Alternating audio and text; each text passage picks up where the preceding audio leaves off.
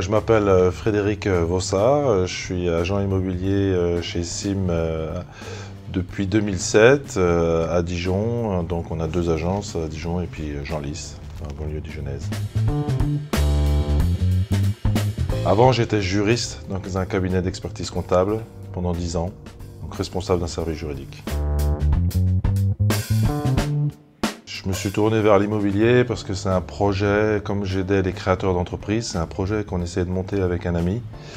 On a essayé pendant 1 an de faire des business plans et au final, quand on a rencontré plusieurs franchiseurs avant de choisir SIM, et certains m'ont dit que en fait, finalement, j'aurais dû me lancer moi dans cette démarche de création d'agence.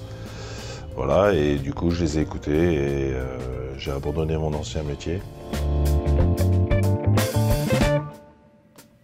Oui, effectivement, le fait d'avoir été juriste m'aide beaucoup dans mon quotidien d'agent immobilier puisque ce métier est composé pour au moins 1/3 de juridique, donc forcément ça m'aide énormément.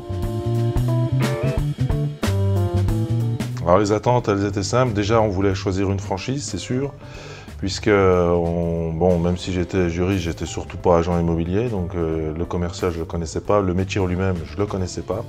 Mon associé, pour lui, c'est la même chose, parce qu'on travaillait dans la même entreprise avant, lui il était dans la gestion de patrimoine. Et en fait, si vous voulez, on a choisi SIM parmi 3 ou 4 franchiseurs parce qu'on avait eu un super contact avec M. Roussel de l'époque.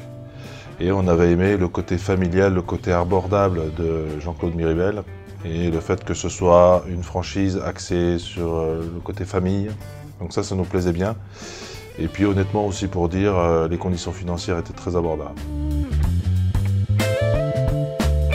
Alors, les perspectives d'évolution, aujourd'hui on a donc 2 agences, on a 20 collaborateurs, donc c'est déjà beaucoup à gérer, au quotidien c'est assez compliqué. Donc il y a une agence où on est 13 personnes sur Chenôve et donc 7 personnes sur Genlis.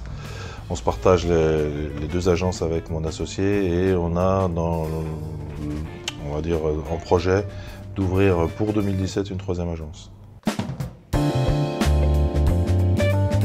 Oui, tout à fait, c'est vrai. Souvent je le dis, j'ai pris beaucoup de risques quand j'ai abandonné mon ancien métier où je vivais bien, je gagnais très bien ma vie.